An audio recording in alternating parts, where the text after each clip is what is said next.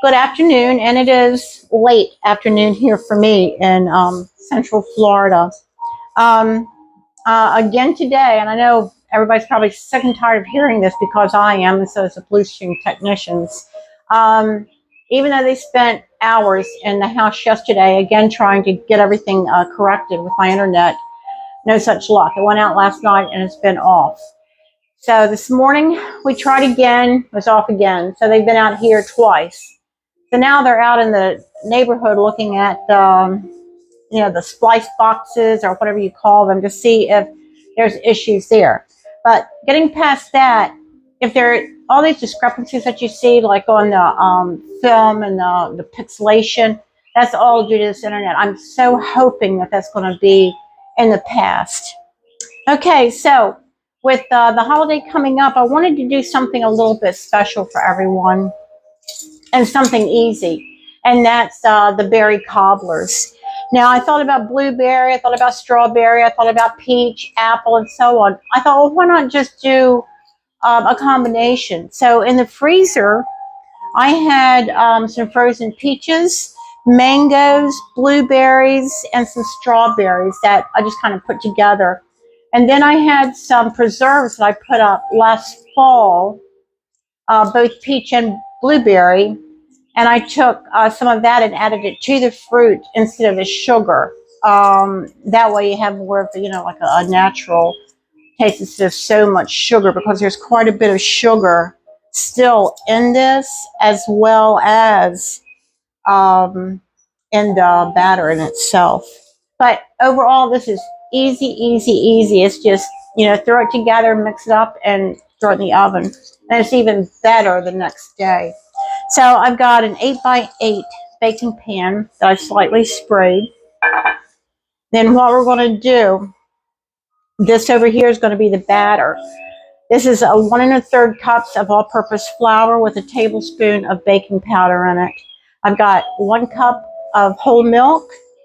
I've got 6 tablespoons of sugar, granulated, and then I've got 5 tablespoons of butter.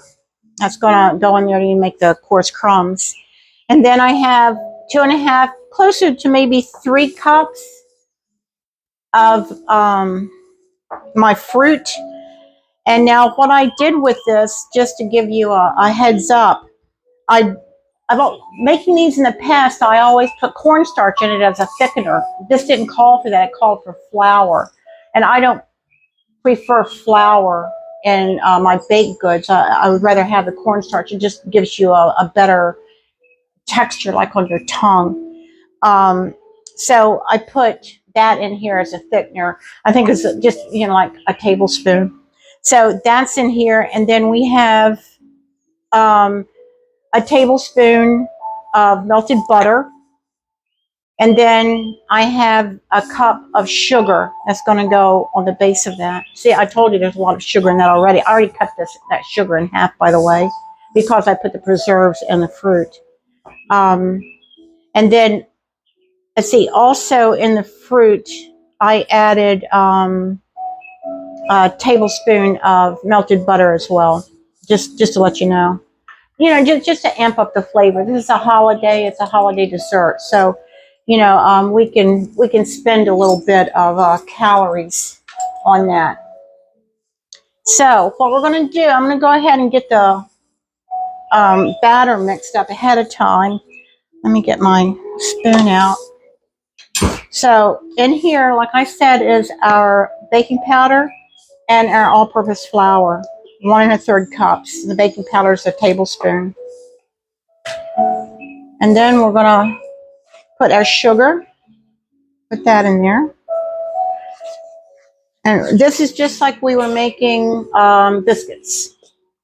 You want to mix your dry, get that all mixed up. And if you've ever made your own, like your doughs and your batters for your pie shells, same idea.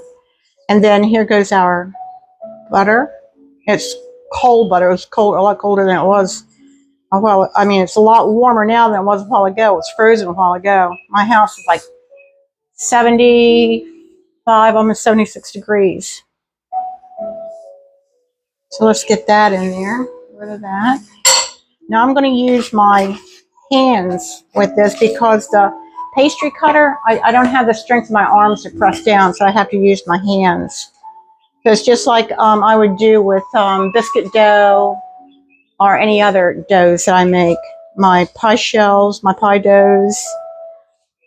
Doesn't take that long. It's just in there and squeeze it together.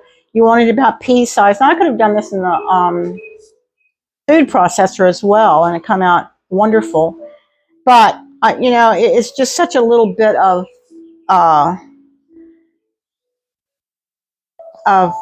dough and dough or batter, whatever you want to call it, that it's just not worth the hassle of bringing all that equipment out and having to clean it up when you can do this in like a minute or two. I don't know what kind of plans you have for the holidays, but this would fit right in because it's good warm, cold, cool, with a little bit of ice cream on top. And it stays in the refrigerator. Well, it probably won't because, first of all, it doesn't make that much, but it'll probably go. It's that good. So we're going to make a little well. See how that's like little pea-sized crumbs in there? Little well in the center. We're going to put our milk in here. And we're going to mix that up. Exactly like biscuits, when you're making biscuits. It's very, very, very hot here, very humid. There we go. And you want this is going to be thick. Now, if you think it's too thick, you can always opt for a little bit more milk and throw in here. But don't overdo it because you don't want your the top of your topping to where it's going to be so liquidy that it's going to cover the whole thing. So when it comes out, you're not going to see your berries. That's not what this is. This is exactly like biscuit dough. That's the feel of it. So there we have it. Let me show this to you and you'll see what I mean. And in this little cup, I keep this always in my drain board just for use of this. It's cinnamon and sugar that we're going to sprinkle over the top before we put it in. But can you see this? Just like biscuit dough. Okay, let me rinse my hands off real quick.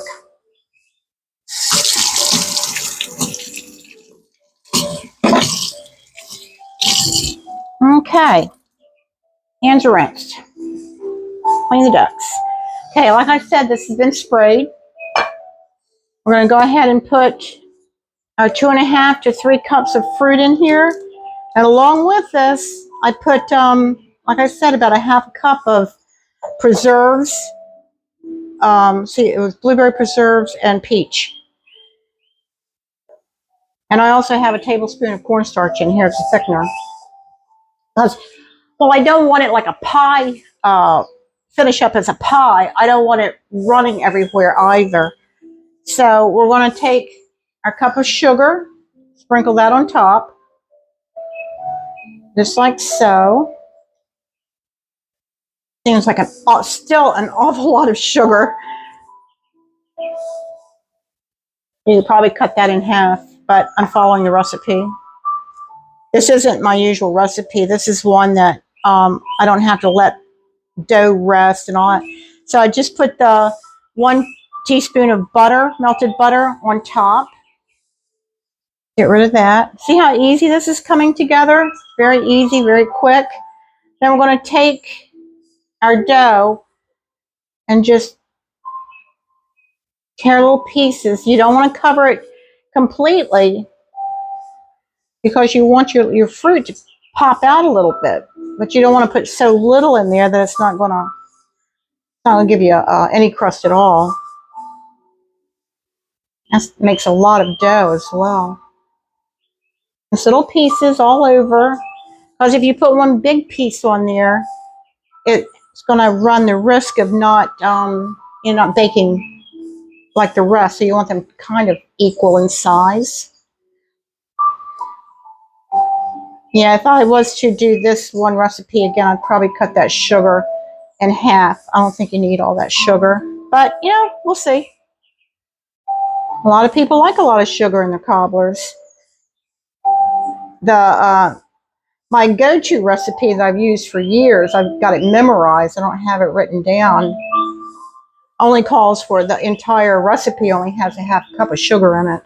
That just shows you the difference. And it's about the size. I put it in my other pan though. Okay, that's going to be about, it's going to do it. Okay. Let's get rid of that. Let me rinse my hands off again.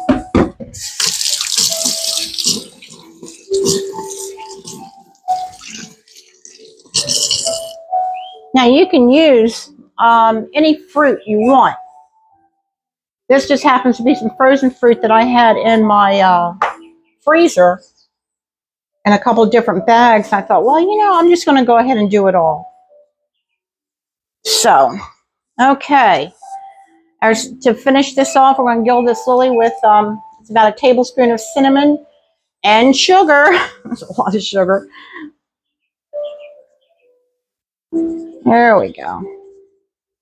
And this is supposed to bake in a 375-degree oven for 20, it says 20 to 25 minutes. But as well I know, what we're trying to do is get the batter done, because you want it to look, you know, like biscuits and nice and golden brown. So what I'm going to do, not that I'm not following the recipe, but what I'm going to do is I'm going to put this in there. I'm going to set the timer for 15 minutes. I'm going to start checking it because I don't want my batter to over brown and get hard. So at that time, if it looks like that might happen, I'm going to tin it with aluminum foil and let it go the rest of the distance with aluminum on top of it. But for now, we're going to go, and my oven's heated at 375, and I'll time it for 15 minutes. There we go. Let this heat dissipate a little bit. Turn my oven light on. Alexa, set timer for 15 minutes. So there you have it. You know, you can put this dessert together in no time and have a nice warm dessert either today or hold it off until you have your barbecue tomorrow or the next day. It's going to be even better tomorrow. I mean, personally, that's what I think. I love them the day after because everything just kind of melds together. Okay, well, I'll see you when it's done. Well, welcome back. I took our cobbler out, I want to say about 15 minutes ago. Talk about lava hot. This thing is hot. I did let it go over the 25-minute mark. I actually had it in the oven for 35 minutes. And the way I always test that, just so that I don't take it out in the middle, is like gummy or something like that. I always take its temperature. And something like this, especially when it has such a liquid interior, can be kind of, it can fool you. So, you know, sticking a toothpick in there is not going to, it's going to come out wet as anything. But what I do, if it's 200 degrees or there in like 190, 205, something like that, it's going to be done. Because what we were after, the fruit was it was done anyway. Was just browning our topping, our biscuit layer. And I want to show this to you. Now, don't forget, we have plenty of cinnamon and sugar on the top of this. It looks beautiful, but it also smells beautiful. What a great addition to a barbecue. With a little bit of ice cream. Look at that. Isn't that pretty? A little bit of vanilla ice cream, some whipped topping, some Cool Whip. Yum. Or even a little, you know, even a little bit of cream. I have a friend that on her pies and things like that, instead of whipped topping or ice cream, she just pours a little bit of cream. So let's dig into this. I didn't eat much today. This is going to be our dessert on Sunday. We're going to have a little cookout, just me and Sam, because Gwen and her husband Eric are away on vacation. So we're going to have an old recipe, a hot dog and baked bean recipe, and with kielbasa, and I'm going to make some potato salad. I'm thinking about filming some of that, so we'll see. But anyway, here we go. Isn't that beautiful? Now that's peaches, mango, blueberry, some strawberry. Got like 4 different types of fruit in it, just so I don't burn myself. Oh my God, that's good. And the topping is not, it's not heavy.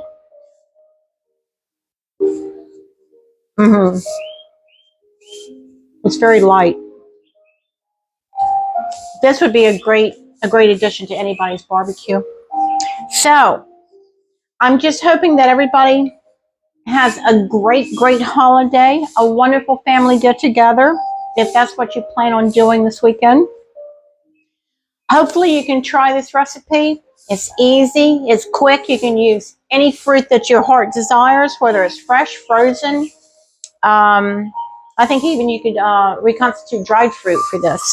So I'm going to bid you farewell and hope that I see you with my next recipe. So until then, you take care of yourself. Bye-bye now. Okay, well, we have come through another recipe. Right, Andy? Andy's down here again. He says hi. Are you going to say hi, Andy? Say hi, everybody. I want to wish everybody a happy holiday weekend. I have such fond memories growing up. And in the military, my dad was in the Air Force and served for over 30 years. We lived everywhere. You know, as a little girl, I would think, you know, everybody has a hometown. Why don't I have a hometown? So growing up, people would say, well, where's your hometown? I would tell them Lyon, France, because that's what I remember. That's my earliest memories and the longest place we ever lived. It's where I started school, where I had known lifelong friends. But I always will remember how on bases how they would treat these holidays, and how there would be such lavish picnics and parties, and everybody just, you know, having the time of their lives. And when I was small, you know, this was back in the 60s and 70s, and it was a different atmosphere. People were still serving that had actually gone through World War II and had seen the horrors of war. They had gone through the Korean War and were in the process of going through the Vietnam War. So we have people from all walks of life, all race, religion, colors, creeds, that have stood at the forefront of our democracy and saved it for us. You know, freedom's not free. And I think the more we realize that and thank all those people, all those years of all those wars that put their lifeblood defending us, and in many instances their lives, we owe them a special thanks, and we need to uphold and protect all those people that held our democracy and our country in such esteem. So I'm not being a downer. I think this is all good. So going forward, you know, let's enjoy this weekend. Let's enjoy the food, the hot dogs, the steaks, the brats, the hamburgers, the cobblers. Let's enjoy all those things and salute all of those people and all of the families of all of these people, because they served as well. Let's never forget their sacrifices. So with that being said, happy holiday. Enjoy your meal. Be kind to one another. And please take care of yourself, your friends, your family, and your loved ones. And please take care of those next door, because you never know what goes on behind closed doors. With that, I'm going to bid you adieu and best wishes for the weekend.